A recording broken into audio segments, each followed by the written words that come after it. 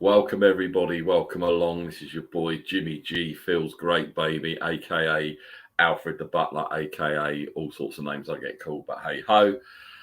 Another Saturday, another Shank Club. Moved the show back just a fraction because my co-host, Carl, couldn't make our usual time slot of 2:30, but he's in the building. Carl, what's up? Stop eating squishies. Sorry, I got they're called squashies. Okay, that's what they're called. Yeah, I'm okay. Yeah, apologies to everyone that usually thinks we'd have our 2:30 p.m. slot at Saturday. I've got a few personal issues to deal with, so we have had to push it back. But hopefully everyone is all ready to go. We do our picks, we do our lone wolves, and yeah, just have another 2 hours of just shit throwing, frankly. Yeah, got to love some shenanigans, as we call it. If it is your first time here, don't forget to hit that like and subscribe button down below. Put your notification bell on, because if you were sat there at 2:30 waiting for us, we weren't there. We're here now. And talking about being here now, fresh. Well, we obviously must have a week off from McDonald's, but he's still got his uniform on. Glad to see you, Scott. How you doing, man?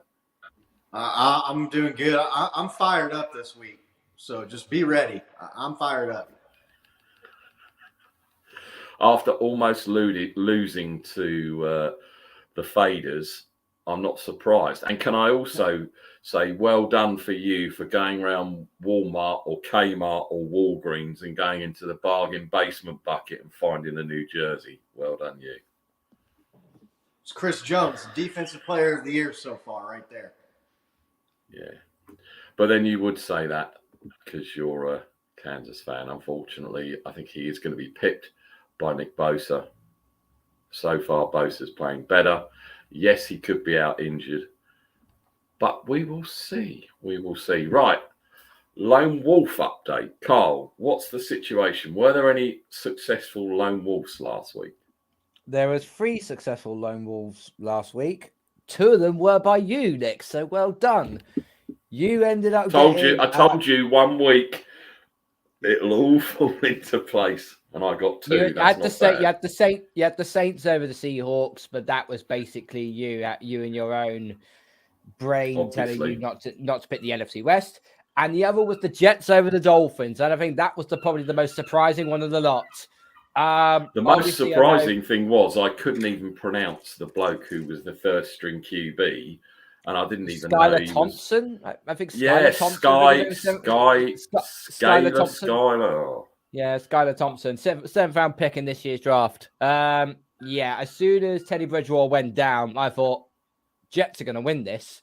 Oh shit! But it was the new protocol, wasn't it, that was brought in, and it was a new protocol, and whether he was actually concussed or whatever, I don't know, and I haven't seen he's not go playing. down. Bridgewater's not playing in this coming game for Miami against the Saints. But they wouldn't. He wouldn't be able to because of the new protocol. I'm guessing, or part of it. He wouldn't have been anyway. I told everybody last week this was going to happen. I told you this was going to happen. You're going to get people out. The slightest sign of any kind of, and they're just going to even be out of the game. So they might want to expand the rosters to 73 from 53 if that's going to be the case. No, I think they should just keep. I think they should just keep it at 99 like they do first week of training camp, and then that way you've got players to play with. Franchises go bust. that was just some Jets. I mean, I'm glad to see that my Lions did well. Did you? Lions, what is going on? Well, that puts me on to the other lone wolf, and that was me picking my Patriots over the Lions, and you two decided to go for the Lions over the Patriots. I did say to you, this was a running game. This would be a defensive style of game. This would be the first defense that the Lions have played against, which are legitimate all season long. And not only did they get beaten, they got shut out. The Eagles are a legitimate defense. They put up 30-something points on them. Yeah, but that was week one. I think the first couple of weeks, everyone's trying to work out what it is that they're going to be doing. But if you look at the Lions, who they've played really shitty defenses. Excluding maybe the Vikings, but they still put 24 on them. So, but yeah. But yeah, it was a good lone wolf week for me. Did anyone else get any? Well, I got one. I don't think Scott had any lone wolves at all. Wah, wah, wah. I don't have a soundboard, so I had to do my own. Well, we do have a soundboard. You just allow me to use it. But no, Scott didn't have any lone wolves. He didn't do any lone wolves, so he had 0 for 0. So he basically, so the overall score. So last week was Nick. Well done. That's your best result so far. You got 10. Scott ended up with 10, and I ended up with 11 because my lone wolf got me over the top. Nice. Another subject we have to bring up, and I've kept the ticker on from the first couple of weeks. Players' safety.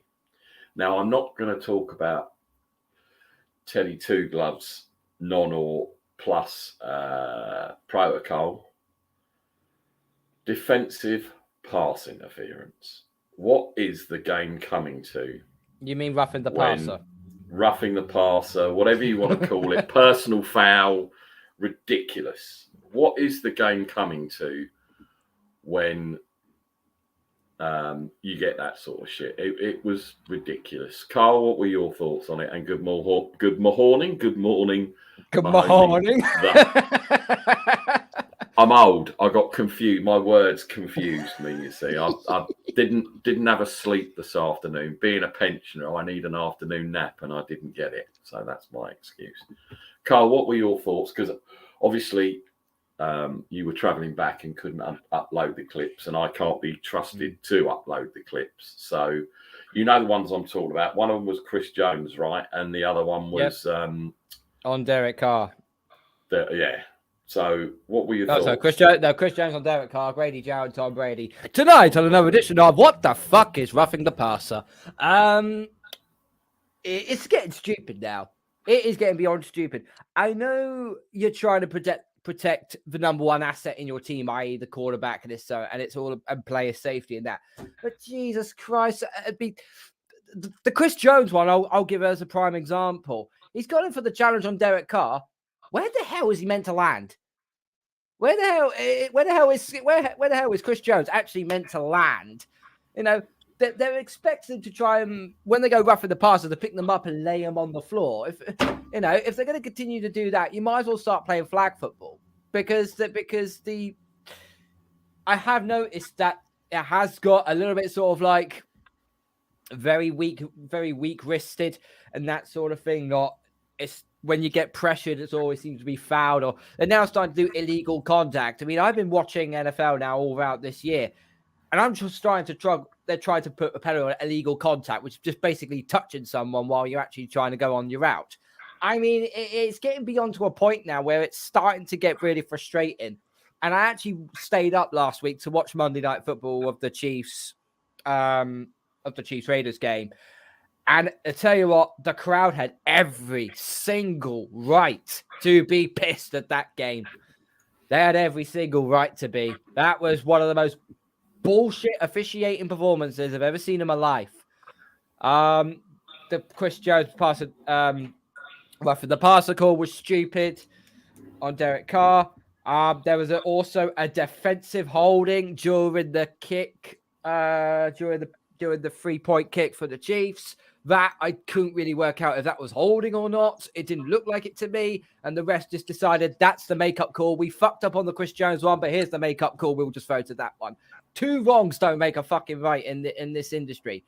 And regarding a Brady, it's Tom fucking Brady. Okay, you know he's gonna get wrapped up in cotton wool all the time regarding of his roughing the passer and that sort of thing. I'll be honest with you though, there's only a few other quarterbacks that have had the same amount of roughing the passer penalties as him and got the flag for it, but have done it in lesser time. And that is the likes of Josh Allen, Lamar Jackson, that's Peyton Manning. They've all had that. But it's getting stupid now. You don't have to blow on the bloody quarterback and it's roughing the passer. It's just getting silly now. Excuse me. It is ridiculous. Hello, Laney R. And Mahomie Goat says just give the QB flags, which would kind of make sense.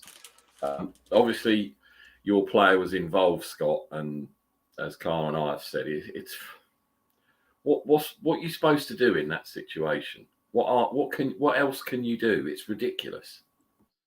Well, what's even more ridiculous and amazing about it was he didn't even land on him with his full body weight. If you watch the replay, he braces himself as he's going to the ground with one arm because, oh, by the way, he has the ball in his other arm.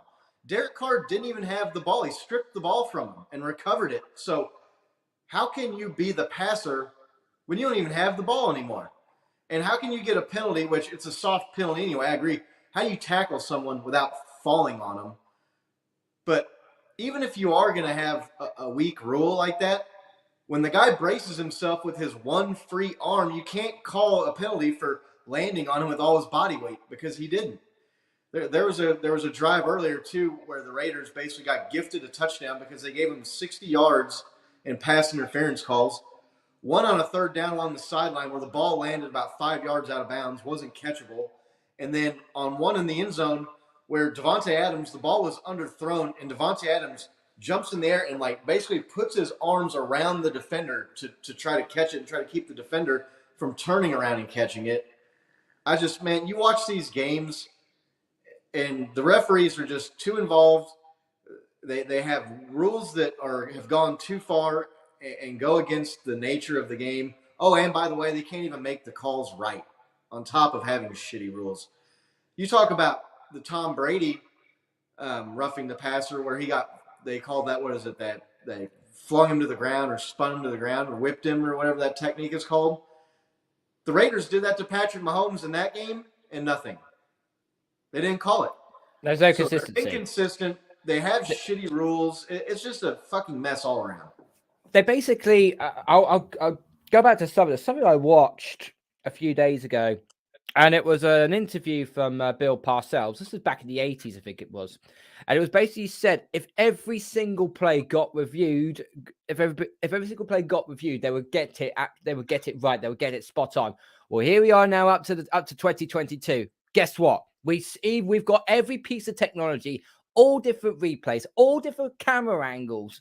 You've even got officiating in the booth as well, so you can actually see where the foul is. And yet we are still having the same arguments and the same problems over and over again. Something needs to change about this. Right.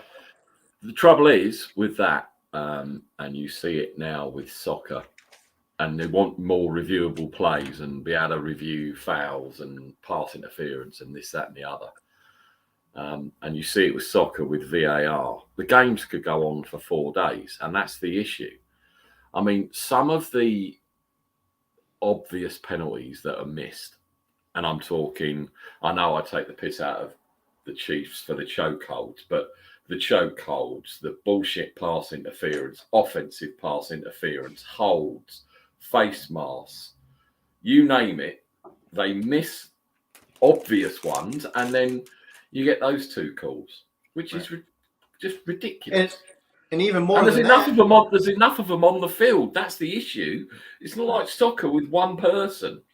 There's 6 of the guys. One person and 2 linesmen, and you got a 4th official on the side. But in the NFL, you got the referee, you got the umpire, you've got the side judges, you got the back judges. Side judges, back judges. You've got like 10 officiating on the field, and yet you still can't get the. I know the game is very, very quick, and you've only got a short decision time making, but even so, you know.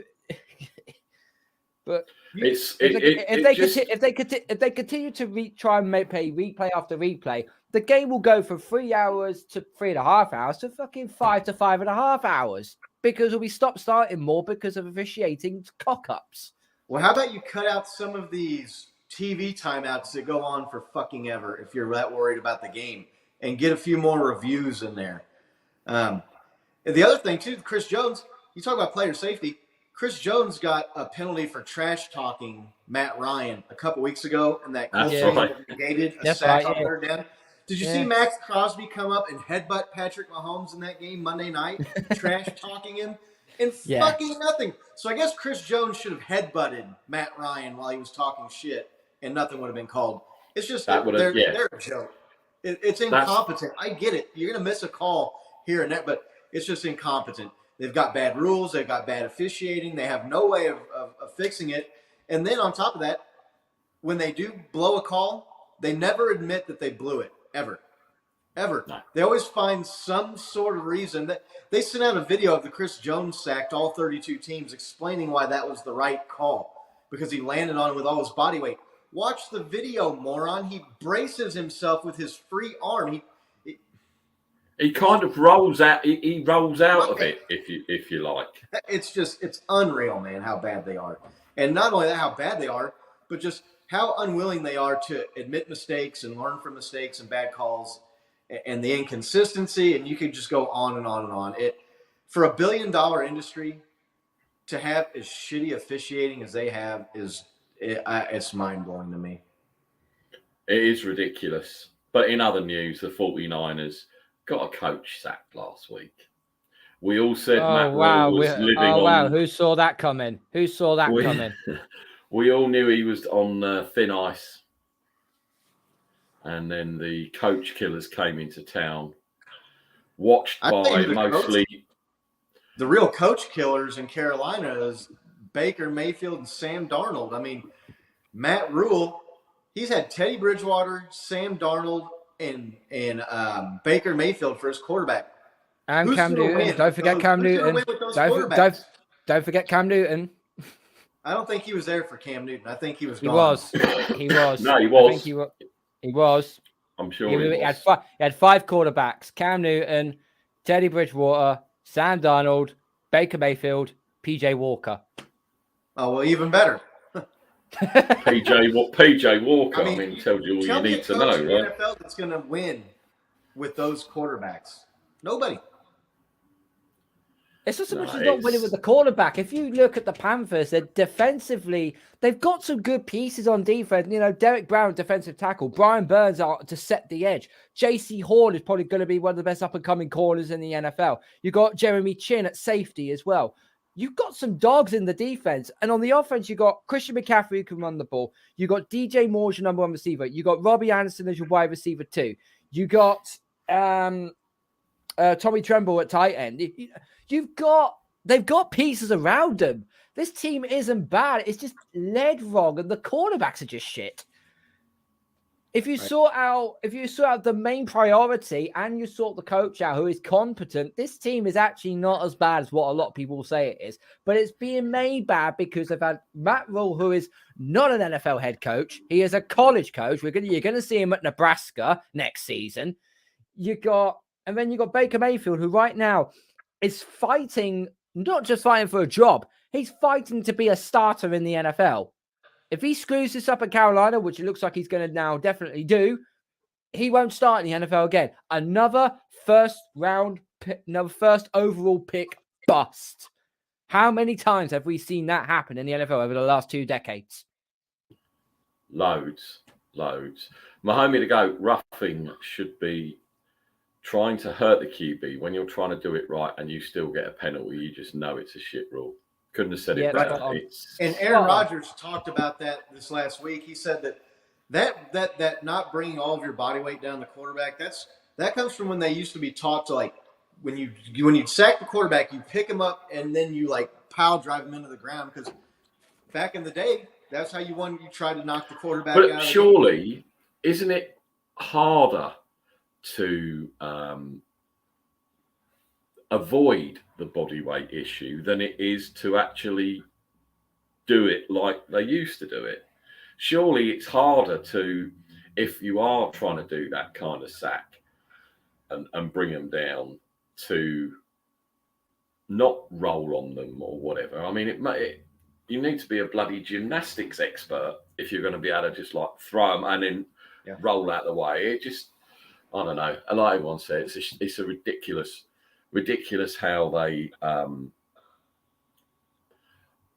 give ridiculous penalties and miss obvious ones.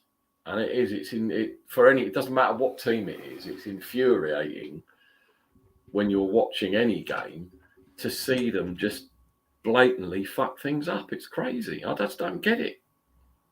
I really don't. Well, they don't seem interested in fixing it and making it better either. So no, because all they do, as you said, Scott, is just make shitty excuses to hide their incompetence. And you can't even criticize the referees if you're a player or a coach. You get fined. How fucked up is that? Yeah, you're not allowed to criticize anything. No, you can't criticize the refs because otherwise you will get that. Otherwise, the ginger hammer will freaking fine you for it. And yes, I'm talking about Roger Goodell. I will say, as being someone who was at the game Monday night against the Raiders, that crowd was so mad and so pissed off. You could just like feel it in the air. And it was almost like the referees were scared. You heard the one video that's been going around online where they threw a flag for, I think, a block in the back and determined it wasn't. And the referee was like, there's no penalty for a block in the back. He fucking sounded like he was getting ready to cry. He sounded scared for his life. I was going to say he was probably trying to atone for that. And as you say, he's probably crapping his pants because he thought that, he was going to get lynched on the way out of the stadium. It's, I don't know. You just see something like that, especially the break, and people say, "Oh, the NFL's rigged," and you see something like that again on Brady, and you kind of go, maybe they have a point. Makes you wonder. Yeah, maybe they have a point. It's they do have a point, but I don't know. It's just mind-boggling, some of this. That's some of the stuff that goes on. That and the thing is as well, and I know they don't have the benefit of 75 camera angles that the TV gets, but even the TV lay in on the refs, don't they? And the colour commentators are. There was no way that was a foul. Look at this, look at that.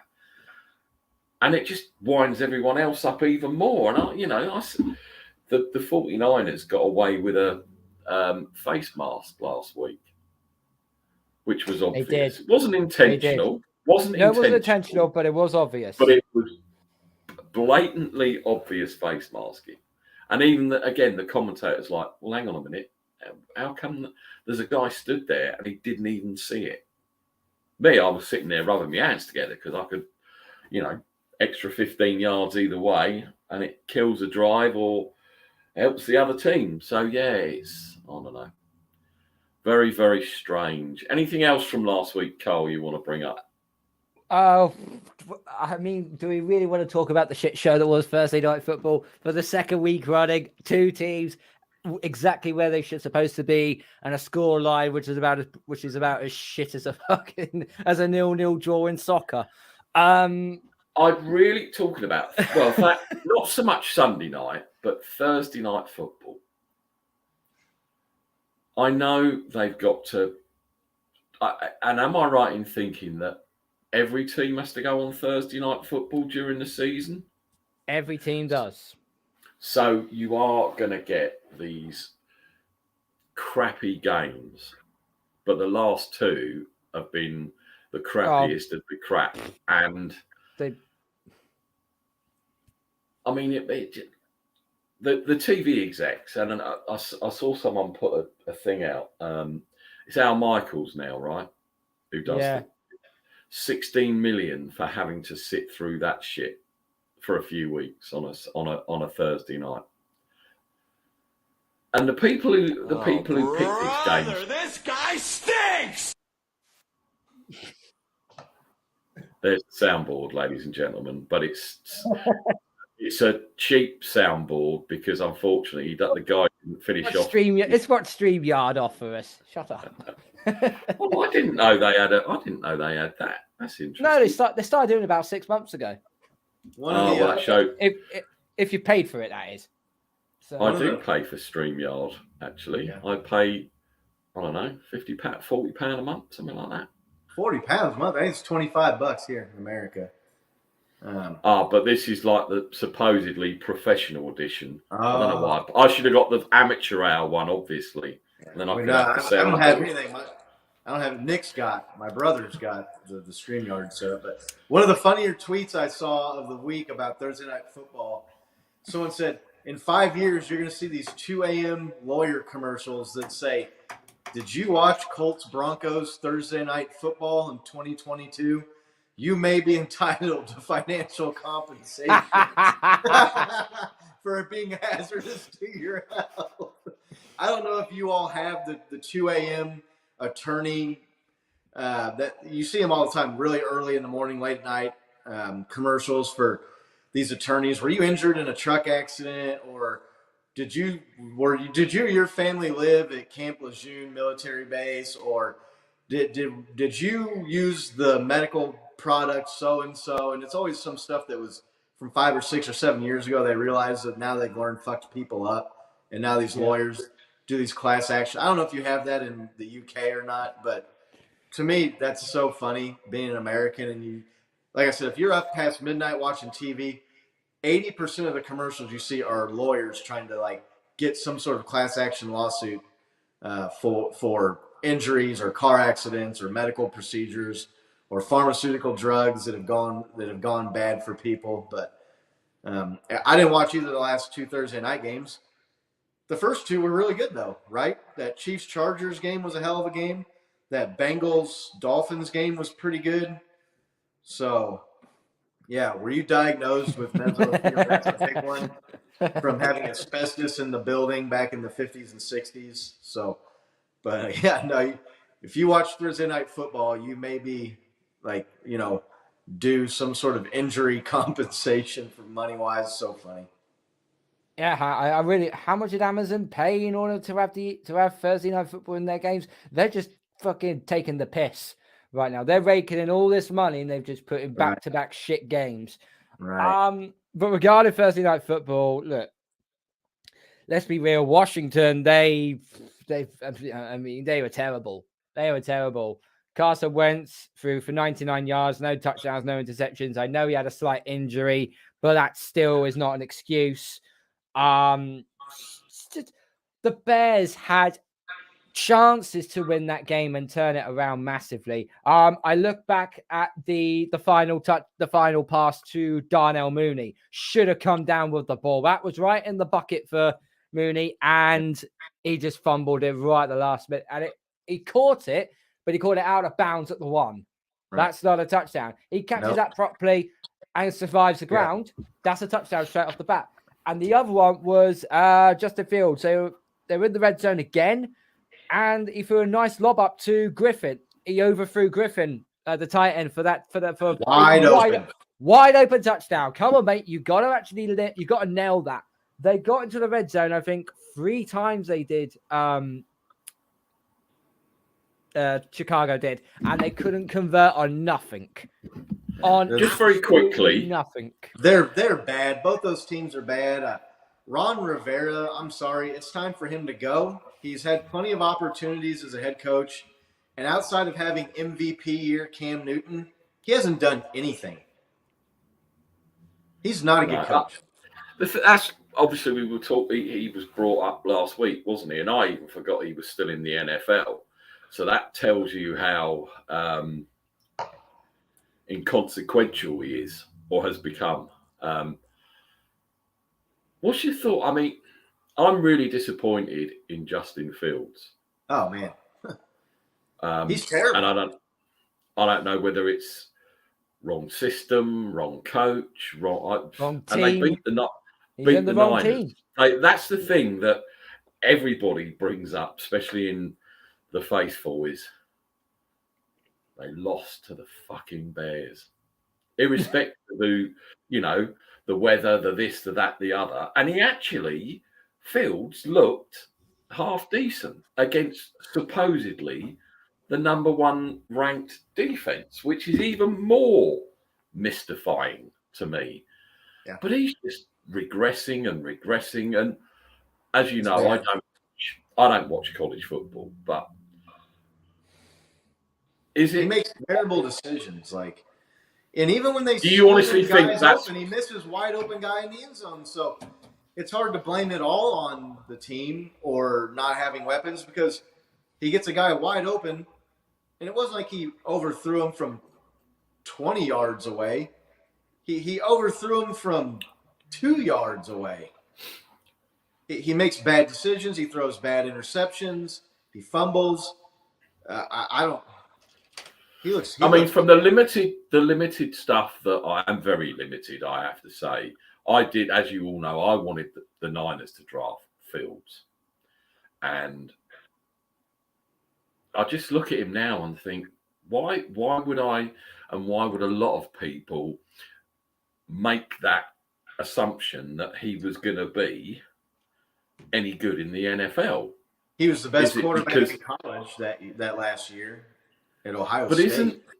Now when has any Ohio State quarterback come out the draft and gone to the NFL and actually succeeded?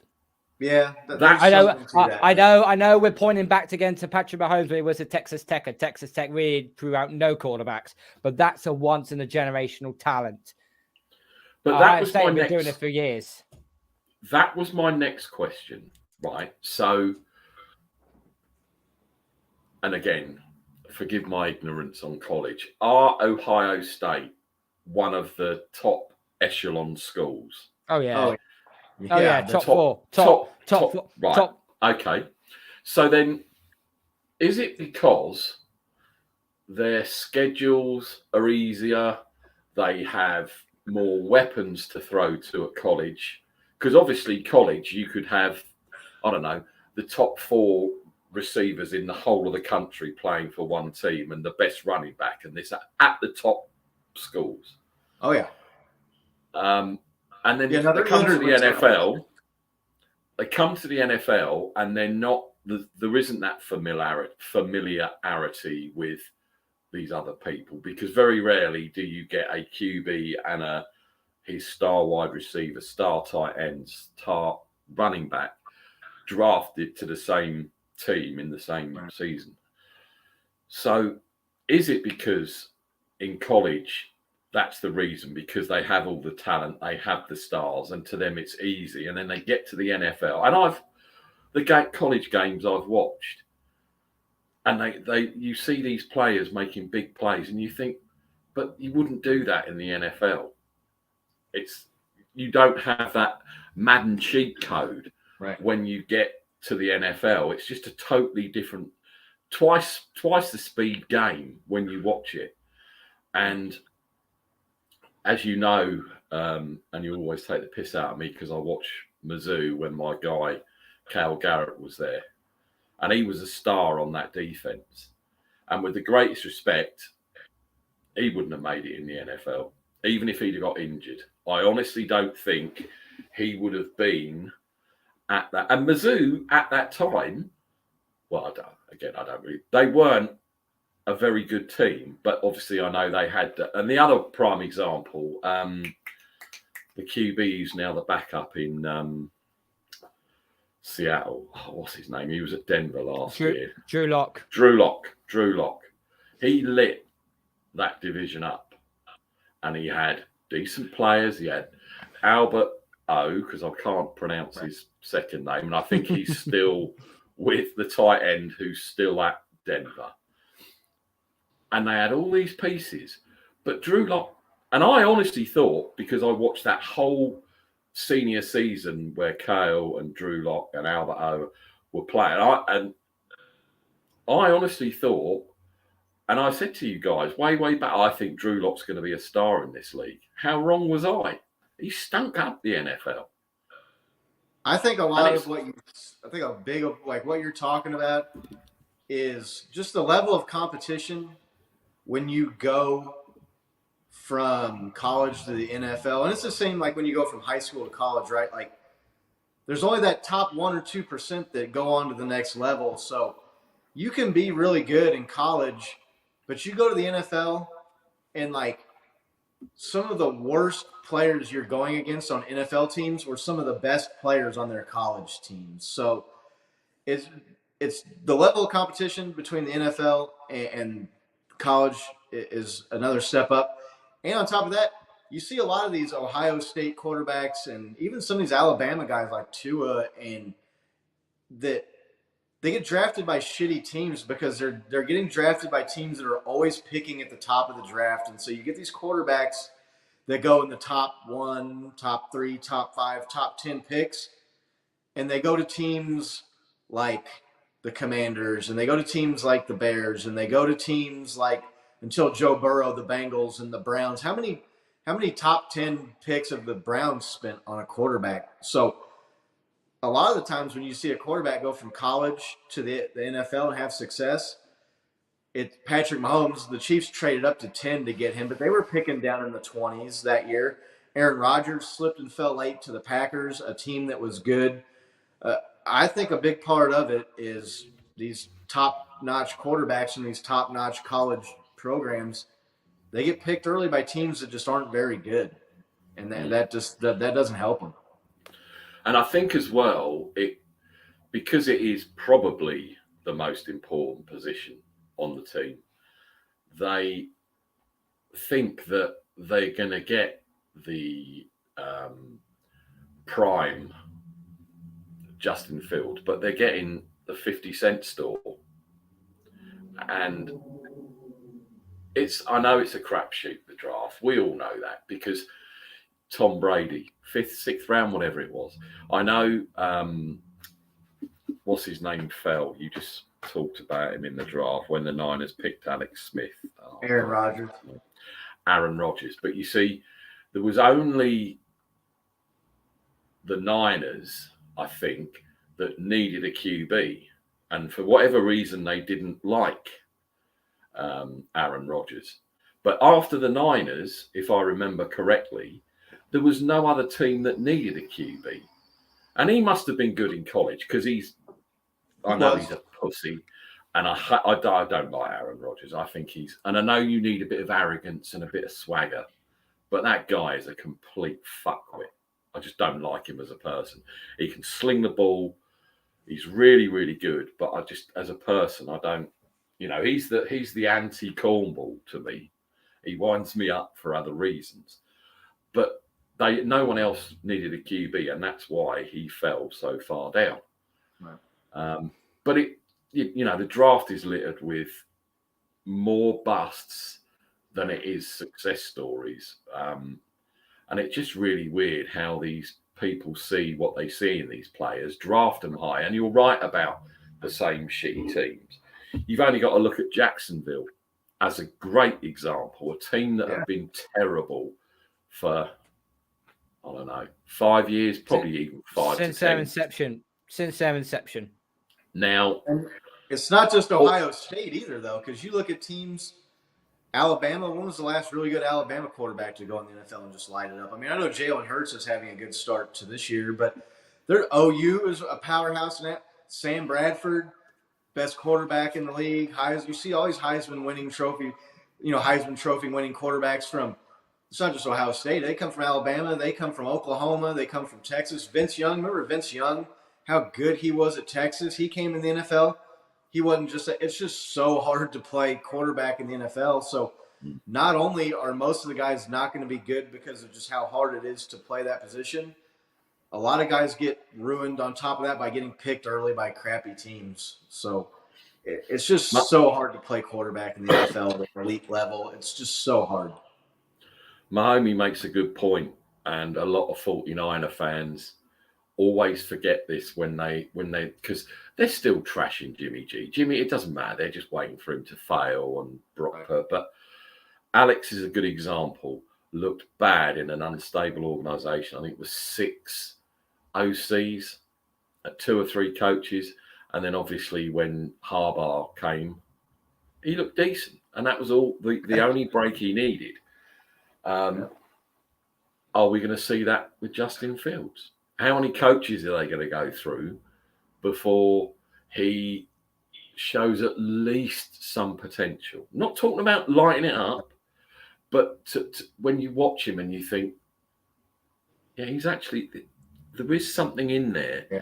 But it doesn't, the thing to me, and obviously I watched the whole Niners Chicago game and the weather was horrible. He did flash a couple of times and made me think, well, I think the Niners may have made that. But then he does bonehead things, and he's been doing bonehead things ever since and looking awful. He doesn't look like a good player on a bad team, right? No. He looks like a bad player. Yeah. And it's kind of like he's had to go down to their level to be this bad. Yeah, I don't know. But anyway, right, let's do some week 6 pickems. Lone Wolf Central. Hold on. Yes, I want to ask you guys, just real quick, what did you think of the Devonte Adams deal where he shoved the cameraman guy to the ground after the game Monday night? You think he should get suspended? Fine suspension. He got charged with a crime here, assault. Did he? Oh, yeah. Yeah.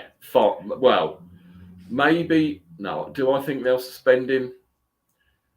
If they do, it should be for the whole season, because you've only got to look at someone that smoked a reefer or whatever it is and got banned, and then you look at the alleged rapist who only got 11 weeks or 11 games. Who's your boy? Who's your boy, Scott, that threw a vacuum cleaner at his missus or whoever it was? Willie Gay, the linebacker. That was Willie Gay, the linebacker. Yeah, he got in an argument with his ex-girlfriend and broke her vacuum cleaner and got suspended for 4 games. Don't say that again. He did what? He got in an argument with his ex-girlfriend, the mother of his child, and he broke her vacuum cleaner, and the police got involved, and he got suspended 4 games. So what does shoving an innocent guy to the ground after a game get you? 8 games. I mean, do you famous? Think I shouldn't have. I didn't mean to ask if you think he will. Do you think he should? I mean, do you think that was a big deal or? No, I think the thing is, right, if he hadn't have, I won't say if he hadn't have seen him, because it's obvious he did, right? If he'd have just bumped into him because he didn't see him, right, but it looked like he saw him, then he did. He stopped. Borderline, but he saw him and he went. There are two things about this, okay? If you just accidentally bumped into someone, they fall to the ground, what's your first instinct? You pick them up. You pick them back up. You put back out again. But Adams, pushed the cameraman over and didn't even bat an eyelid as he walked off. That was not by accident. That was no, but he said sorry afterwards. but it was social media, and that makes it all better. It's social media. It was social media. I don't care if he wakes up. If I'd have done that, I wake up the next morning thinking, why the fuck did I push that guy over? I wanted to go back. I wanted to get a hold of Casey and find out who that guy was, who was he in charge of, what his enterprise, what his address is. I'll go down there and I'll apologize for his face and say, so I'm really, really sorry. Spur of the moment, high level pressure game. It's Chiefs Raiders. You know, we're sat in the other. Can we just let bygones be bygones, or I pay a small fee to you? We can actually clear this up out the way. That's what should have been done. But the funny thing is, the Raiders lost. That shouldn't be lost in all of this. The fucking Raiders. I just thought it was funny the amount of people that were trying to act like it wasn't that big a deal, like he didn't really do anything wrong. And he'll be coming back. I'll guarantee this now. Josh McDaniels will be coming back because you don't go.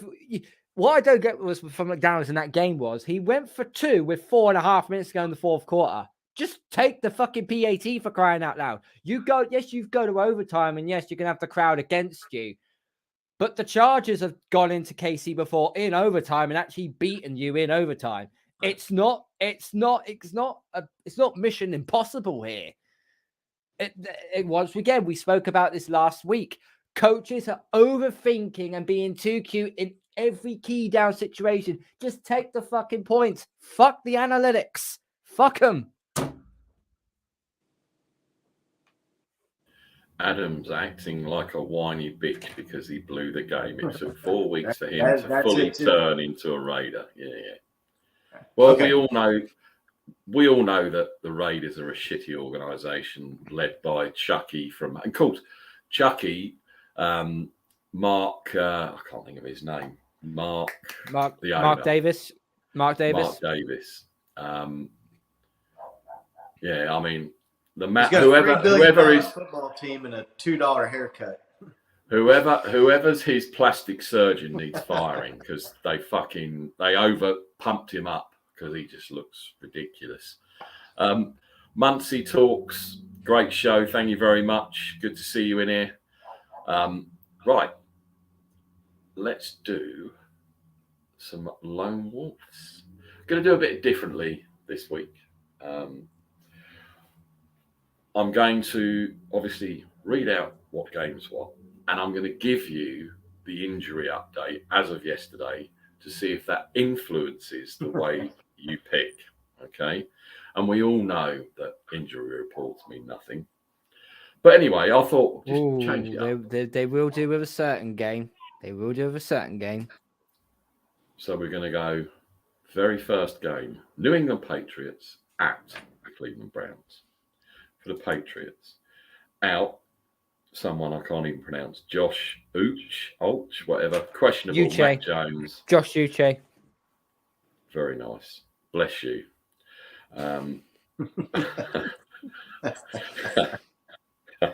So good you said it twice. Mac Jones, Damian Harris, Jacoby Myers, Nelson Aguilar, Jonnu Smith, Lawrence Guy, Christian Barnmore, and I'll just say McMillan because I can't pronounce that guy's first name. Raekwon McMillan, his name is. Bless you again, my child. Browns. Oh, what a surprise. Jadeveon Clowney is out. Now there's a surprise. So is Denzel Ward. Denzel Ward out. Concussion. Funny enough, and 2 players out with concussion from the same team. Who would have thunk it? And Joe Haig. Sorry, Joe, if I pronounced your name wrong. Patriots, Browns. Scott, choose. The Browns should have beat the Chargers last week. They missed the field goal and had terrible play calling, throwing the ball down by the goal line when you've got Nick Chubb and Kareem Hunt threw an interception that lost the game for them. Then they were throwing the ball deep at the end of the game instead of just trying to get an extra 5, 10, 15 yards to make the field goal easier for the kicker. But picking against the Patriots burned me last week. I can't believe I picked the Lions against the Patriots. I start drinking the Kool-Aid with Nick on the Lions. That was stupid. But it's just hard to tell. The Browns are favorite, right? At home? I don't have. I have the NFL app, but I'm sure. Bear me a minute. I'm just getting Sky Bet up. I can find out for you. Browns seem a little bit more lively. I don't know than New England. Both teams 2 and 3. Yeah, Browns are 2.5-point favorites. Yeah, the Browns could be 4-1 though. They've blown some games at the end, so I'm gonna pick the Browns. I do like this comment. Scott. I don't have my yellow duster. I don't have my yellow flag. I am. That is roughing the prick. every time I pick the Lions, I must be still in protocol because I've banged my head somewhere. I am going to go the Browns. In my defense, the Lions had looked like the better team for the entire season up to that point. So, indeed, and the other bizarre thing, and that must have sealed the fate last week, is the highest scoring offense and all these records, and then they lay a goose egg. I mean, come on now, fucking ridiculous. I'm going with the Browns. Carl. Oh!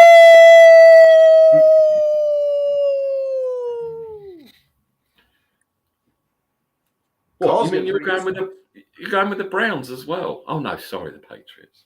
Well yes. done. Come on. I mean, okay. The Browns have got the worst rushing defense in the NFL.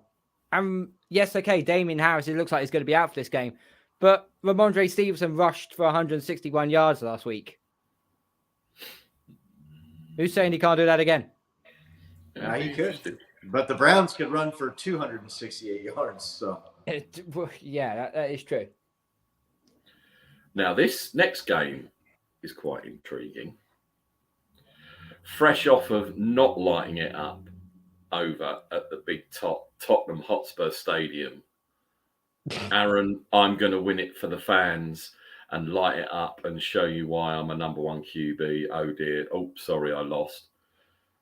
At home versus the Jets. Jets. Now, I picked them last week. Oh, sorry, I've got to do that. Got to do the injuries first. Sorry. So, Jets out. Jermaine Johnson II. Questionable Dwayne Brown. Packers out. Christian Watson. Can they not have some people that are either out or questionable that I can actually pronounce? I'll have a go at this one. Tipper. Galea? I don't know. Call him Tipper. He's known as Tipper in the dressing room, so that's fine. And questionable Rashawn Gary. I'm going with the Jets. Why? Because I can. And they were successful for me. This putting the kiss of death on the Jets. And any Jets fans, I'm sorry. I've pictured twice in a row. I've doomed the Lions. I'm now dooming the Jets. But I'm going with the Jets. Carl? If the Jets beat the Packers, we may have to start taking the New York Jets seriously. And that's a scary sight. Both New York teams are playing well, and no one is ready for it. No one is actually trying to figure it's all right. They've had their little spurt. They'll fall off the cliff at the end of the season. Everything will be good and that. The Jets are actually playing some bloody good football. And yes, they played against a third stringer against Miami last week, but the Jets are actually playing really well.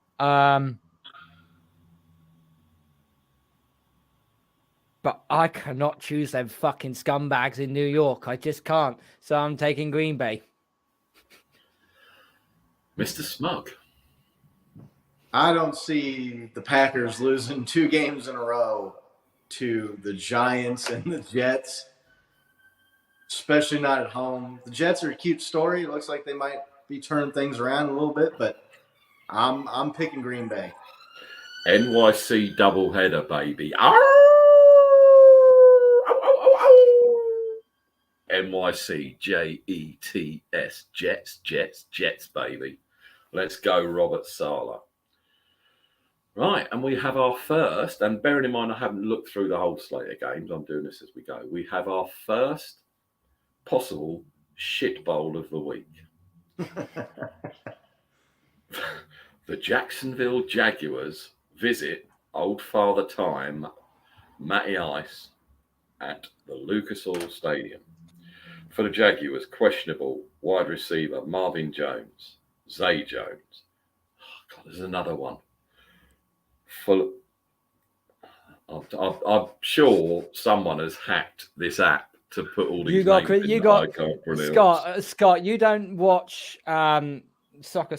We have something over here in the UK on Sky Sports known as Soccer Saturday. There's a particular pundit who goes to a certain game who has really bad pronunciation, so bad it's so hilarious, and that's what Nick has got right now. Fala Runso Fatatukaski. Fucking hell, I've never even heard of him. Devon Hamilton, and there's another one. Faye, or is that Foy? Olacoon. Shit, it's terrible. Maybe leave the injury reports out next week. No, because this is fun. Me trying to pronounce it. Oh, here we go. Kawiti Pay sounds That's like okay. that sounds painful. It sounds like a package Leonard. gun, but... Yeah, this is the Colts, by the way. Jonathan Taylor, Nyheim Hines. Did I get that right? Nyheim Hines. Well done. Good. Well done. Tony Brown. See, that's what they all should be like. Tony Brown and Julian Blackman. Yeah, this has got shitbowl written all over it. I don't believe in the Jags. I think it's going to be another year of them wasting all those draft picks and that talent they've got on that team. I'm going for a draw because they're both terrible. You're taking a tie? I'm taking a tie because they are both terrible. Because someone look up, please, when the last time an NFL team actually had 2 ties in a season. The Colts have already tied one game. The Colts have tied once already. It could be happening this week. Okay. It's just a shit. It's a shit bowl, Carl. Right. Yeah. Okay. So you're taking the tie. Fair enough then. That injury report you just said. Remember when I said earlier on that there was one significant game where there was a few injuries, which might be a little bit of an interesting take. According to Tom Pelissero, both Jonathan Taylor and Nyheim Hines are downgraded to out. That basically means the Colts have got next to no running game, next to no passing game. The Jags defense is going to feast. Give me Jacksonville. Okay. Yep. Mr. Smug. Yeah, Jacksonville defense against Matty Ice over. Done. They don't have Jonathan Taylor, who's their one good player on offense. He's still out. Jacksonville's been really disappointing. That game last week, they pissed the game away against the Eagles the week before with 5 turnovers by Trevor Lawrence. But they got playmakers. Their defense is better. I'm picking Jacksonville as well. Okay. Now, I've just looked at the next few games and seen some of the names on there, so I'm scrapping the injury report because we'll be here all day with me going, so I'm giving it up. But I have seen that Tua apparently has been cleared to play this week. Although, bizarrely, on the NFL injury report, it's got them, the Dolphins, playing the Steelers, but they're not. They're playing the Vikings. So I don't know how that's worked out. I am going to say, well, no, we all know which way I'm going. It's the Chocotron 5000. Come on. Even with Skylar Thompson, whoever playing, Choker's going to choke. Dolphins. Scott? Hey, Skylar Thompson's a Kansas City guy, man. He's played high school at Fort Osage High School here in the Kansas City metro area and was pretty damn good college football player at K-State in the Big 12. quarterback. Is Tua playing or not? No, he's definitely out. He's out. So is Bridgewater. So they are riding with Skylar Thompson. Give me the Vikings. That's too easy. Clip that. Yeah. An hour into the show, the Chocotron 5000 playing. It's too easy for the Chocotron. Okay. Yeah, I'm taking the Vikings straightforward. Come on, Skylar. You can do it. Skylar, you can do it. Bungles versus the Saints. Another 2 and 3 two teams. I still can't work out what's gone on with the Bungles. Is it a Super Bowl hangover, or are they just not that good this year? They're not that good. They weren't that good last year.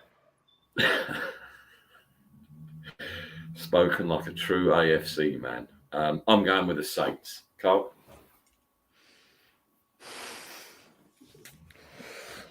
Oh, this is a tough one. I'm going to pick the Saints. I think Taysom Hill is going to have another one of those bonkers games that fucks everyone over in fantasy football. He just will. So I'm taking the Saints.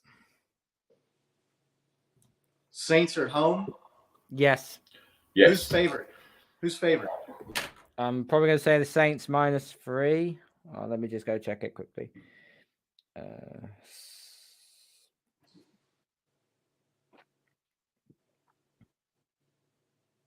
No, Cincinnati a favorite, -2.5. Yeah, I was going to say. I'm taking the Bengals. I don't think the Saints are that good. Taysom Hill had a flukish game last week, but they don't have very many playmakers on that offense. Alvin Kamara, he has not looked at all like himself this season. So, yeah, I'm taking Bengals. Well, off you go then.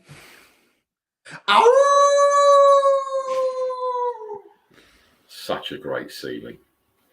I bet in real life your lone wolves are really pathetic, but that ceiling and the acoustics makes it all better. In fact, if Led Zeppelin were still around now, you should invite them to your house to record their next album, because the acoustics would be amazing.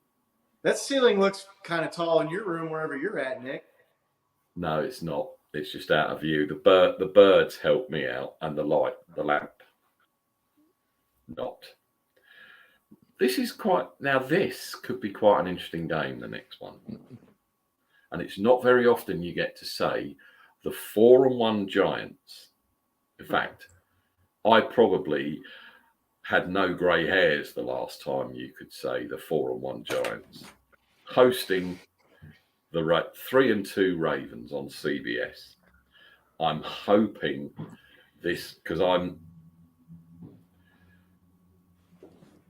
hoping that we have decent commentary team on here for the highlights, because obviously I'm going to be watching the Niners. I'm hoping my guy Kevin Harlan is on this one. Interesting game. Yes, the Giants haven't really played anyone, apart from obviously last week when they won. It's a tough call. What do you think of the Ravens and the Giants, Carl? Brian Daboll has got something cooking in New York. The Giants are actually playing really damn well. That offense is still very much relied on Saquon Barkley. But defensively, the Giants actually look decent. They look a decent unit right now. I looked at this fixture this week and I thought, do you know what? This could be my upset of the week. It could be my upset of the week here. The Ravens are -5.5 point favorites. But this has the makings of a trap game. And you know what? I'm going to fucking mess with death air. I'm taking the Giants. I'm taking New York Giants. Do I take it by that, Scott? You aren't picking the New York Giants. I'm not picking the New York Giants. Lamar Jackson's cooled off the last couple of weeks, but I expect him to blow back up. Saquon Barkley, that guy, that dude's a badass. It's unfortunate that he's had as many injuries as he's had because he's, I don't know, best running back in the league when healthy. Yeah, he's in the conversation. I'll agree to that. Good. Yeah, I'll agree to that. He's number two. He's number 2 in rushing yards this season behind Nick Chubb. But yeah, he's that's the thing though. If he needs to stay healthy, the minute he goes down with an injury, that offense is fucked. Right. Completely fucked. So that's the bit Giants fans have got to be very careful. Get some more decent offensive linemen in, and then you might just be able to survive better. But yeah, I'm taking Giants. Yeah, I'm taking Giants. They got weapons. Their defense has been pretty poor this week, but they took it to the Bills and took them down to the wire. They won last week. I like the Ravens. Okay. Well, unfortunately, it's all on you. Your ceiling is going to get more work because I liked watching. We need to get more people on here, man. Like it's like every game's fucking got a lone wolf or something. The Giants. I just want to say, apart from Saquon Barkley watching that game last week, Danny Dimes looked half decent, slinging it. He looked competent. I know he only had. I don't think he looked great. He looked competent. He looked secure. Slayton looked good. You know, we'll see. He's okay, Defense is getting a bit frisky. We'll see. Anybody picking the Steelers to beat the Bucks? No. Oh. Let's Man, not dwell Steelers too much. 1-5. And did you see the stat that's been going around this week? Tom Brady at lifetime against the Steelers was 12-3 or some shit like that. Oh, really? Yes. Even when they had Big Ben, I was surprised by that. The Steelers is Brady's bitch. They are. He has more wins against the Steelers than any other team, which is pretty amazing. The Buccaneers, they are -9.5 favorites. Their main favorite to actually win is 4-1 on. The Bucks are 6-5 on if you take the handicap, if you take the points. So best bet, take the points for the Buccaneers. Right. Next game, I'm lone wolfing. I know I'm going to lone wolf, and probably the game after. Panthers at the same old sorry ass Rams. So we all know where I'm pinning my colours to. So I don't need to pick because I'm not picking them lame ass motherfuckers ever. Both these teams are shit.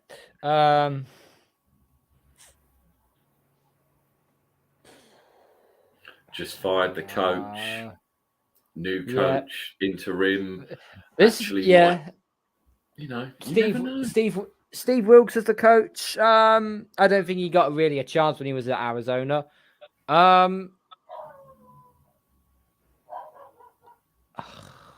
don't know. This is shit. This is just so shit. I'm gonna take the Rams. I'm gonna take the Rams. And the only thing I'm gonna say, I've got Cooper Kupp in my fantasy team, and I need him to score me more points. So I've got to take the Rams. Man, the Rams just do not look very good, but Panthers don't look good either.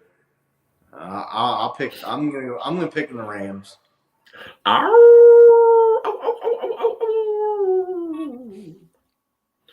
Next game, again, I can't pick. Tie. The Cardinals versus the Sea Chickens. Tie. I couldn't give a fuck. Carl.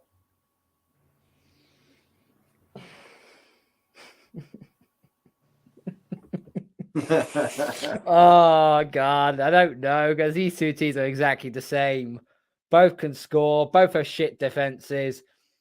Oh boy. I'm taking Seattle because they're at home. That's my only logic. But the way they're playing, the 12s is now the 1s because there's going to be no fucker there. Just remember that. Hey, man, they're what, 2-3? Seahawks? Sea I think chickens so. are Yeah. 2 and 3, bottom of the division. It's beautiful. I mean, I hate to say this, but I'm kind of liking the Seahawks with Geno Smith now that Russell Wilson's gone. Yeah, give me the Seahawks. Cardinals are not good.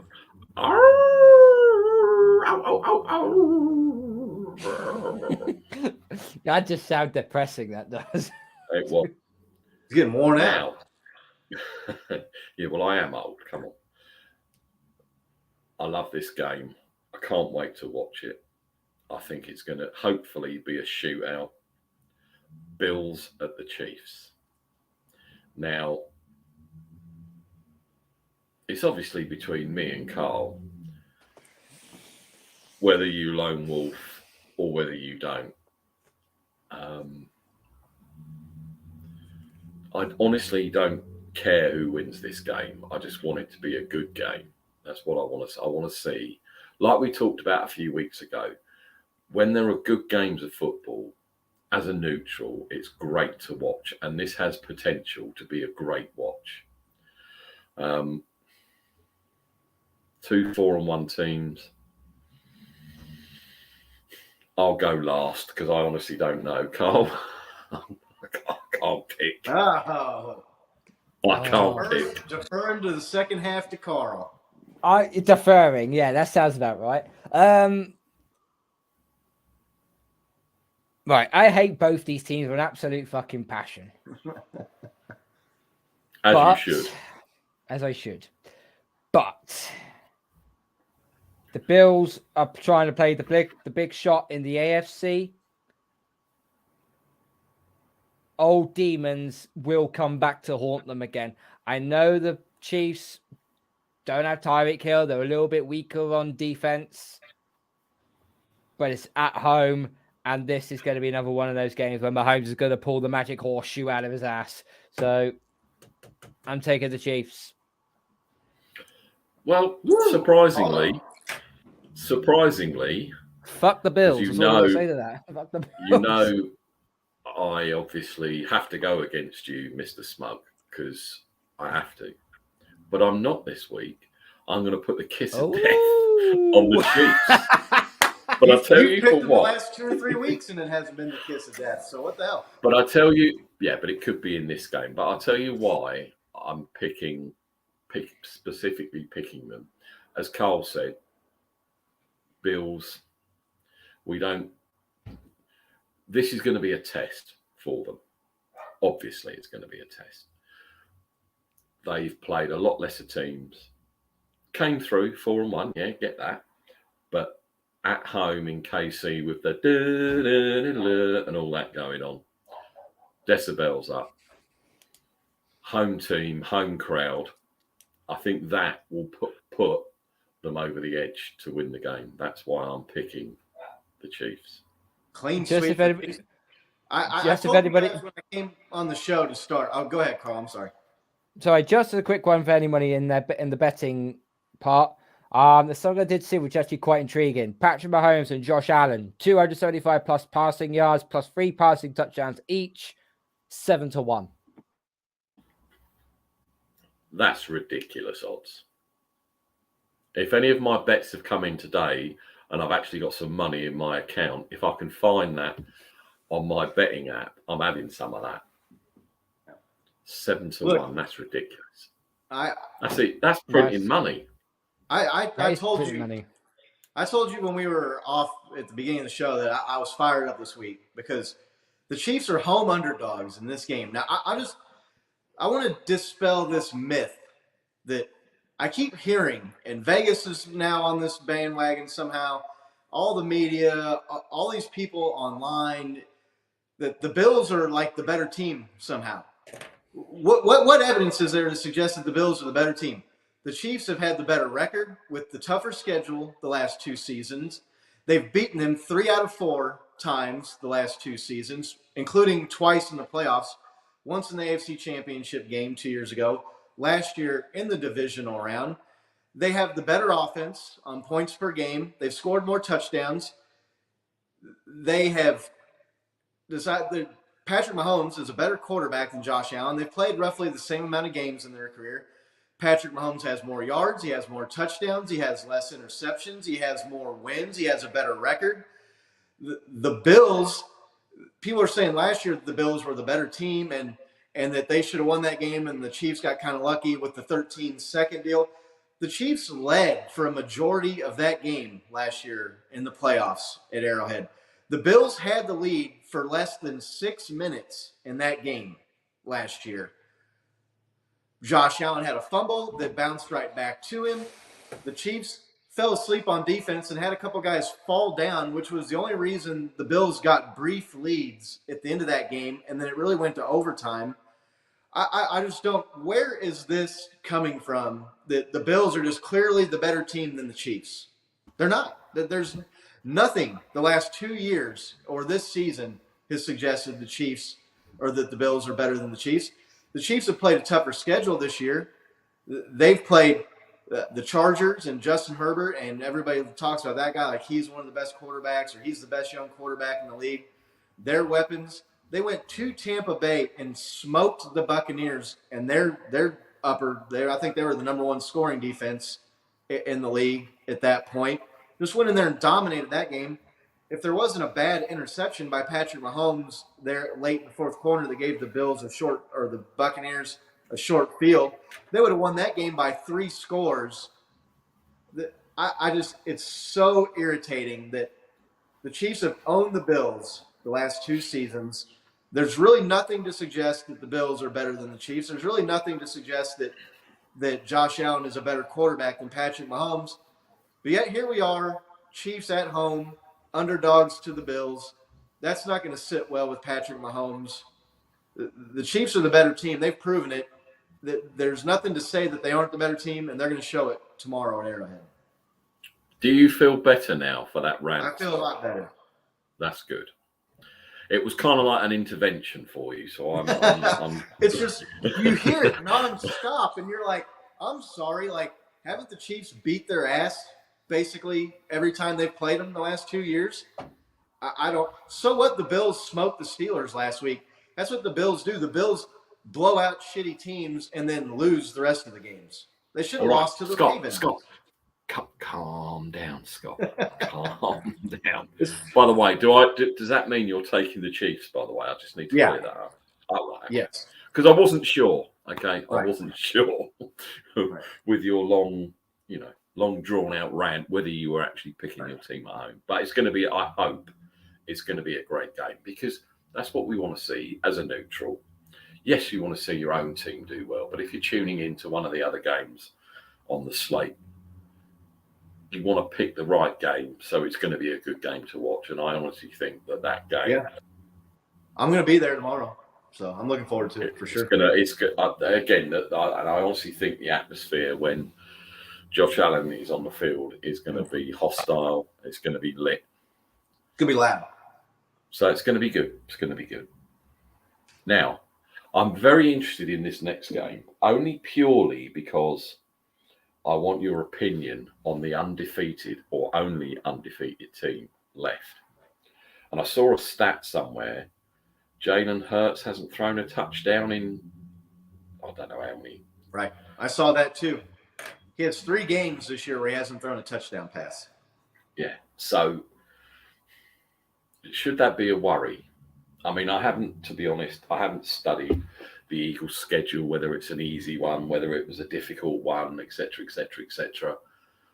But is it kind of like when we talked about the Giants being 4-1? Right.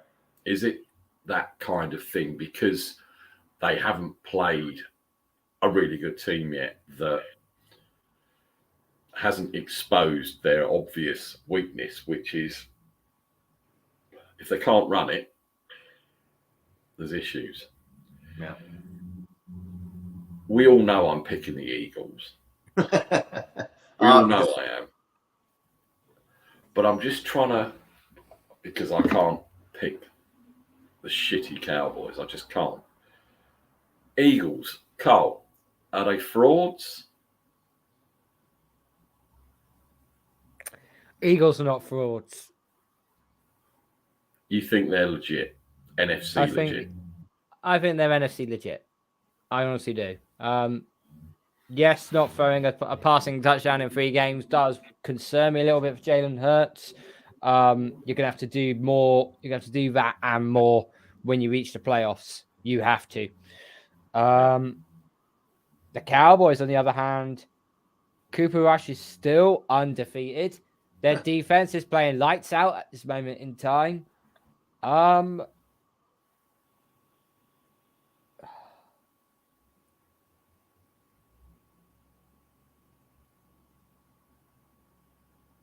I think the Cowboys make the upset. But would it be an upset? Bearing in mind it's a 4-1 versus a 5-0. Would you say? Right. Would you say? I know it's in Philly, but would it be an upset, Scott, if they won, the Cowboys? Well, the Eagles are favored, so technically, yes, it would be an upset. I think they're pretty two even teams, really. They're both pretty good. They got playmakers on offense. They can play defense. They can run the ball. The Eagles, Miles Sanders is maybe one of the more underrated running backs in the NFL this year. The Cowboys, obviously, with Zeke and Pollard, can run the ball. Their defense has been nasty this year. So I don't think it'd be an upset. I'm picking the Cowboys as well in this game. I think that defense gets it done. And the Eagles, they might be flying a little higher than their record, or not quite as good as their record says. I don't think they're an imposter team that, like the Cardinals were last year, right? Cardinals started 6 or 7-0 and then barely snuck into the playoffs and lost in the first round. I think they're an NFC contender for sure. But, yeah, I don't know if they're quite as good as a 5-0 record would suggest. I like the Cowboys' defense to do enough against the Eagles and give them the first loss of the year. Yeah, as I said, though, I can't – if the Cowboys won, yes, technically, as you said, it's an upset. But to me, it's not really. It's just what Vegas thinks, right? And the home team always get a 3.5 point or 3 point. Eagles are -6.5 favourites. You see, and to me, I don't think they'll cover that. And I don't want to, and I'm not going to change I will never pick. I might have to drive over to Kansas and download one of these betting apps and get some action on that. Definitely. Let's go Eagles. I hate the Cowboys. See, there's a man after my own heart. I don't like the Cowboys necessarily, but I think they're going to win. So, of course, that means I'm lone wolfing, I guess, am I? You are indeed. I can't believe I'm lone wolfing the Eagles. That's fucked up. That really is bizarre. Now, 2 more games to go. We all know what the main game of the day is, which is coming up last as always. Broncos, Chargers. Why is this fucking team on fucking prime time still? Because of Russie Wussy. Chargers. Trash. They're trash. Oh, I know the Chargers are banged up on the defensive side of the ball, but Jesus Christ. I mean, Chargers need to put the Broncos in a spliff. Get them out of the misery. I'm taking LA. I'm taking the Chargers. Scott? Yeah, I would obviously love the Broncos somehow to win. The defense might be able to slow down the Chargers, but there's nothing to suggest that the Broncos are going to win this game. So I'm taking LA. I think the Chargers are going to put a number on Russie Wussy and his boys, and I'm going to then look at the highlights on Monday and see Russie Wussy going like that and making excuses, because there's going to be no "let's ride." There's none of that. "Let's hide" will be more. Let's hide. Let's hide. Let's hide. And That's you see one, him peek. I like that. You see him peek behind the curtain and then push it back again for Halloween. Cornball motherfucker. Can't stand him. 49ers at the Dirty Birds. Game of the week.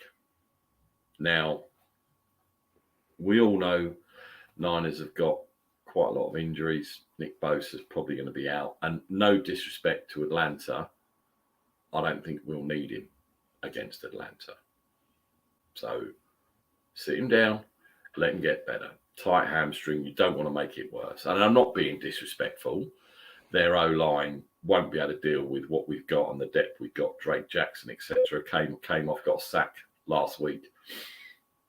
I am concerned with Atlanta's running game. Bottle up the running game, force Mariota to throw, and that's how the Niners will win this game. That's what I think. If you force Mariota, and he's mobile, he can run. Don't get me wrong. But he's not a very good passer. He's not great. Obviously, we all know who I'm picking, but I think the Niners will have enough. I didn't see last week coming, I must admit. I never thought it was going to be that high a scoring game for the Niners, and I didn't think that. I mean, I knew, again, I spoke about it before, getting Mayfield's throwing lanes, he'll make mistakes, but the whole team weren't very good. Their defense was, apart from maybe Brian Burns, was a bit suspect. I just can't see the Falcons. I can't see the Falcons stopping the Niners. They're going to go on a 3-game winning streak. Feels great, baby. Carl. Taking the Niners in this, I think the 49ers defense is going to have too much of Marcus Mariota to deal with. Jimmy G looked very serviceable last week. Didn't turn the ball over. Didn't make any mistakes. Did what Jimmy G always does. Gets the ball out quickly. Doesn't turn the ball over. He done what he was asked to do, and that's all you really need out of him when your defense plays lights out and you have a stout running game. Yeah, so I'm taking the Niners. And just a little caveat to this. Jimmy G is my starting quarterback in fantasy. So guess what? Don't cock it up. That's you fucked. Fucking, what the fuck are you picking him as your starting QB for? To be fair, because someone picked up Geno Smith on waivers. That was why. There was nothing else out there apart from Daniel Jones. He's due a bad Jimmy. And that's me saying it, a Jimmy G. He is due a bad Jimmy. But I don't think it's going to be this game. I did see a stat, about his release. And you see, you do see your Patrick Mahomes and your Josh Allens and, these other QBs who can run around and do stuff and make plays. That's not Jimmy. Jimmy's just 2 seconds, bang. And yes, he makes risky throws. I know that better than anyone else. But he's never going to be a 350, 400-yard passer. Never going to be that because he doesn't have a deep ball. Well, I say define deep ball. 30 yards plus, he can't. I don't think he can do that. But 10 to 15 yards, if he's on the money, he's on the money. But as I said, I know bad Jimmy, and he nearly did it a couple of times last week. Nearly threw a pick. But sometimes you just have to, and I know Niner fans don't want to hear it, you just have to appreciate him for what he does. And he is going to fuck up somewhere along the line because that's what he does. Every QB does. But unfortunately, Jimmy G will do it when you least expect it. And the amount of times I've had my fucking head in the hands going, what the fuck? And like I said, Panthers, twice last week. How he didn't see or threw into triple coverage and hoped it was going to work. It was ridiculous. But Carl's picked the Niners. I've picked the Niners. Now, I know you don't want another lone wolf on your slate, Mr. Smug. You can't do. You can't think that Atlanta will beat the Niners. No. So I'm going to return your kiss of death and pick. Although I picked the Niners last week and they won. So You've actually, I don't think. Have you gone against the Niners? I don't think you. Oh, the Rams. You did, I think. I did again. Yeah, I picked the Rams in that game. I think I picked against them another game. But anyway, yeah, they're Jimmy G. He's not flashy. He's effective. Oh, but if you're a female, he's a sexy motherfucker. Well, there's that too. Yeah, I mean, hey, who can't love that smile? You know, and again, Right. the other thing as well from the outside looking in, it's really funny that if you're a female 49ers fan and you like Jimmy G, even though everyone says he's trash, the biggest thing everyone says to female followers of the 49ers is, you only like Jimmy G because he's handsome and he's Italian. You know shit about football and you like him because he's handsome. is that chick still drawing him every day? Yep. Unfortunately, She still is. yes. She still is. But to be fair, Fair play to her. She committed herself to a long another 6 months story. of drawing. She's gonna be there a long time. And they're not crap either. They're very, very good. They are very good. What she does. Rita Oak or something like Yeah. that. But She yeah, had 100 to have been thinking that was going to go on for like a month or two or something max. But the funny thing no way is, she could have thought it was going to end up being another year and a half or what.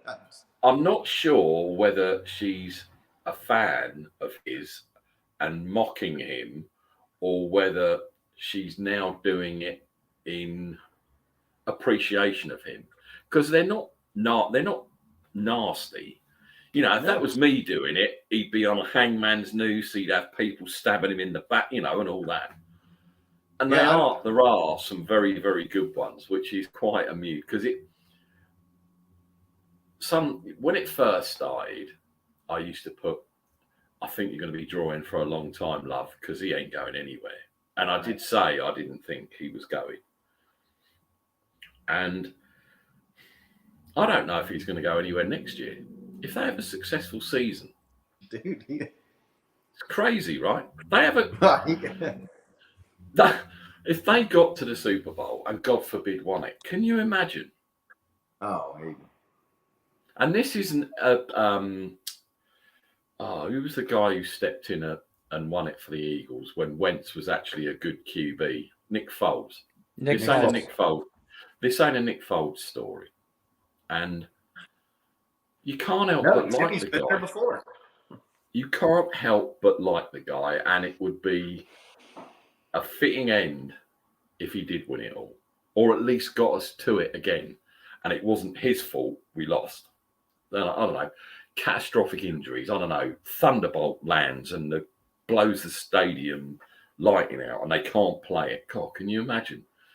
I know, obviously, with the Ravens Super Bowl and another conspiracy theory that the Niners were awful until the power went out, and then all of a sudden the power came back on and they were back in it. But can you imagine the embarrassment to the team hosting the Super Bowl if it got called off because of a massive power outage and they couldn't get it back? I mean, that'd be crazy. And you imagine being Collinsworth and whoever the commentators are going to be this year. I think it's Fox. Is it Fox that have got the Super Bowl this year? It's Fox this year, yeah. So who's their lead crew now? Because obviously Aikman and Buck have gone. So is it Kevin Burkhardt is the lead crew for Fox now? I don't know. I don't really watch many Fox broadcasts because they're usually NFC. Well, you won't, because obviously AFC is CBS, right, isn't it? Right. And I watch some NFC, but I don't know who the number one crew is on NFC. I don't watch them that much.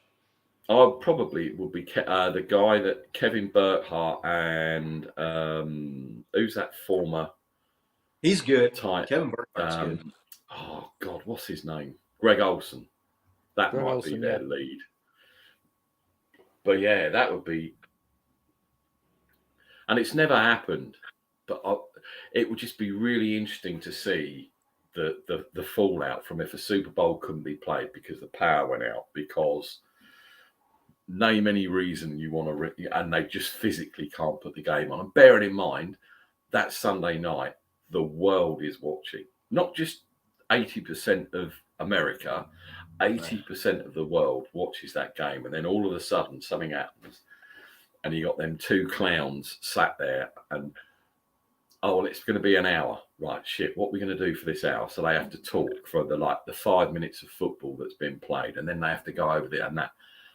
And I know it's hard because obviously when you watch a soccer game and you watch like the pre-game and they build it, well, it, like with American football, but it's slightly different because when you watch a soccer game, they don't, well, they put certain companies probably do, but the games I watch, it's just one game, so you don't get all of the other, like a halftime show. It's just that game that you're watching. So if it's 0-0, no shots on target, no shots here, no shots there, and it's like boring. You got two schmoes or three schmoes that have got to talk for 15 minutes and make it sound what a great game it was. And I just imagine that trying to do that for at least an hour in the Super Bowl would be really difficult. I mean, we're lucky because we can talk for an hour and a half bullshit on here and get away with it. But I just, no, I don't think I could do it. I couldn't sit through it, and I guess it would be torture for the people that were actually having to do it. So we've all picked the Niners, which is good. Yes. Sort of. Because one of you two motherfuckers is going to put the kiss of death on them soon. And I am, if it isn't, yeah, if it isn't Jimmy G that screws it up, I'm going to name and shame one of you two for being the ones that put the heebie-jeebies on the Niners. And I'll say, don't blame Jimmy. Don't blame Kyle. It's these two fucking bozos that have done it. It's nothing to do with the coaching. So there you go. Right, we're going to head up out of here. Carl, final thoughts. Where can people find you? Please bring back the Sunday night or Monday night watch-alongs because I'm having real trouble sleeping late at night. And then you and Freddie on the mics are my cure for insomnia. So please bring it back. That is not in the plan. That's not good. I can't do it here in this country. It's not possible. It's too difficult. It is too difficult. But anyway, you can find me on Twitter at KB Sports 31. You find my YouTube channel KB Sports. So I run a lot of New England Patriots content as well as Arsenal FC. I have a live watch along tomorrow afternoon at 2 p.m. for the Leeds Arsenal game. And then I'll have a post-match reaction on Monday for both Patriots beating the Browns and hopefully Arsenal knocking off Leeds. So, yep, hit me up on that. Cool. Mr. Smug, tell people your podcast, where they can find you. And I don't mean the drive-through lane at Kansas City Metro McDonald's. Well, you can always find me there, except for when I'm on here. But yeah, you can find me on YouTube, Twitter, Instagram, Chiefs Kingdom Live. We're going to be doing our 49ers breakdown with John V next Wednesday on this coming Wednesday show. And Nick, it'll be going live at 1:30 a.m. your time, but you're welcome to jump on and preview 49ers and talk a little trash if you want. So I'm going to extend that offer to you if you want to stay up late, but you're more than welcome to. Yeah, looking forward to it. I was going to bring that up, actually. That is the one game in the next few weeks that I am seriously worried about for all the obvious reasons. Jimmy G in a shootout. Well, we'll get into that nearer the time, but right, yeah, next week. Jimmy G in a shootout. Yeah, but if you want to come on and defend your boys with John V Wednesday night, if you're up late, Nick, holler at me, let me know. But yeah, Chiefs Kingdom Live. We had a good episode last week. If you guys want to go back and watch it, anybody that's watching, we had Joe Valerio on, and he gave us some really. So I was going to ask you actually about Joe because I've reached out to him a few times and he's not come back to me. But I know he's like had a change of circumstance with his job and he's been busy. Moved and right. Yeah, he's but so just keep reaching out to him. He's a great guy. He's a super nice guy. He's really generous. I'm sure he'll come back on sometime. I know I talked to him a little bit after we did the show, and he loved coming on with you UK guys, and he thinks that's really cool how much of a following that the NFL has over there. And this last episode on our channel, like I said, name's Chiefs Kingdom Live. He gave us some interesting breakdowns on offensive line play, and also told us pretty good Chiefs Raiders guarding Howie Long story. If you guys want to go back and check that out. Oh, that would be an interest because him and was he because he was the same time as Lyle Alzado, right? Howie Long would have been in that same. No, that I think same era. I think Lyle was a little bit before him. Because he's guarded Reggie. I mean, Reggie White, Howie Long. Some of the names and stories that he tells about people he played with and against, obviously catching touchdown passes from Joe Montana. But he also had Joe Montana's hands up his arse for all that time. He did. So anyway, very few that episode. That was good. Definitely. Very few people can say that they've had the golden hands of the best QB to ever play the game nestled in their butt, right? Right. Indeed. Well, it's been a great show as ever. We did push it back. Who knows what time we'll be doing next week? I don't know. So just a quick thing as well. Sorry, Nick. Just a quick one as well. Obviously, there are a couple of college games on BT tonight as well. One's still going on as we speak, which is Auburn at Ole Miss. And then later on at 8:30, which is literally in just under an hour's time, a bit of an interesting one since I don't think Bryce Young is still fit to go for Alabama. Is he, Scott? I don't know. I haven't heard that. Oh, yeah, I haven't heard that. Okay, well, either way, Alabama at Tennessee will be the later game. So that would be good. And also, big boxing fight tonight here in the UK because it's the first time ever in boxing history where it was an all-women's card. Clarissa Shields goes one-on-one against Savannah Marshall. Really, it should be a really good fight. That is a grudge match. Oh, it's an ultimate grudge match. I watched the presser yesterday. They fucking hate each other. I don't know. Obviously, Carl, you will, Scott would. Have you seen the gloves are off with those two? You know the thing they do on Sky. Yeah, I have seen it. It's personal, really personal. It's I reckon that is gonna. And I'm not a fan of women's boxing. Not to be sexy, I just don't think women should fight, but that's my personal opinion. Tonight might change that because every fight I think I've ever seen has been very one-sided because a lot of these and the women fight game is obviously still relatively new, and a lot of these fights are handpicked, shall we say, for the champion because they want to obviously keep them rolling. But this card I'm going to watch. I won't be falling asleep to college football. I should be probably falling asleep to women's boxing tonight. But that Savannah Marshall fight, but I didn't have a nap. I'm old. I couldn't have a nap today. So who knows? But no, I'm looking forward to that. And I forgot to mention that actually, the boxing tonight. It was a shame that last week's boxing unfortunately was cancelled. Because I was looking forward to that. But yeah, no, after seeing that gloves are off and the presser from yesterday, that first bell, I think they're just going to want to kill each other. So it could be quite a good dust up. But anyway, we digress.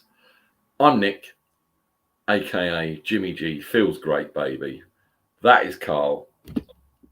That is Mr. McDonald's. This has been the Shank Club. Thanks to everyone that tuned in. Thanks for Laney. Thanks for Mahomie, Muncie, anyone else that was in the comments. We appreciate you. We will be back next week. If you aren't following, hit that like and subscribe button. Hit the notification bell because we may go live at 7 p.m. next week or 2:30 or 3:30. Depends. Who knows? Who cares? But either way, thanks for joining. And we will see you again very, very soon. Take care, everyone. Peace. We out.